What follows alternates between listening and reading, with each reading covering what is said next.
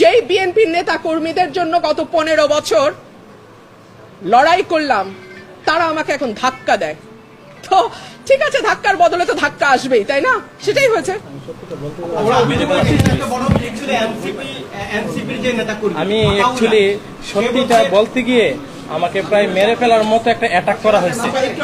আর যদি উনি না থাকতেন কিংবা আমার ভাই শুভ না থাকতেন, তাহলে হয়তো বা ওনারা আমাকে মেরে ফেলতেন, এরকম একটা অবস্থা হয়েছে। আপনারা তো সবকিছু দেখছেনই, অথচ আমার দোষ ছিল, আমি সত্যিটা বলতে গেছি। নির্বাচনের আগে একটা সীমানা নিয়ে যদি এইরকম আচরণ আমরা দেখি নিজের দলের মধ্যে,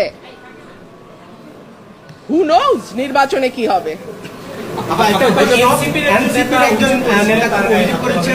আপনি তাকে ধাক্কা দিয়েছেন, সেকেন্ড টাইম করে পেছনে ভিডিওতে দেখা গেছে যে আপনি দাঁড়িয়ে আছেন, পেছনে কয়েকজন তাকে মারধর করতেছে এবং সে অভিযোগ করছে যে আপনার যারা গুন্ডাপান্ডা আছে তারা। মুশকিল হচ্ছে উনি যেহেতু খুব পরিচিত কোনো মুখ নন, উনি এনসিপি থেকে এসছেন না জামাত থেকে এসছেন আমি জানি না, তবে উনি প্রথম, আমি জানি না যার কথা আপনি বলছেন, একজন আমাকে ধাক্কা দিয়েছেন, পাঞ্জাবি পরে, হ্যাঁ একজন ধাক্কা দিয়েছেন।